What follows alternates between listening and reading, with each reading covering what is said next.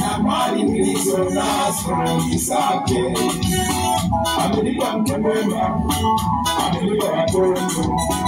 Yesu ameniheshimisha Mungu.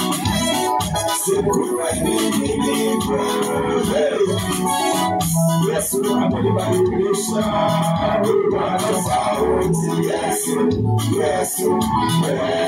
tofauti. Yesu tofauti. Yesu amenibadilisha kwa tofauti. Kweli Yesu ana uwezo wa kubadilisha hata wewe uliyevamiwa na roho ya kipepo, roho ya ulevi, roho ya ukahaba, roho ya uwizi. Yesu atakubadilisha. Yesu amenibadilisha kwa tofauti. Yesu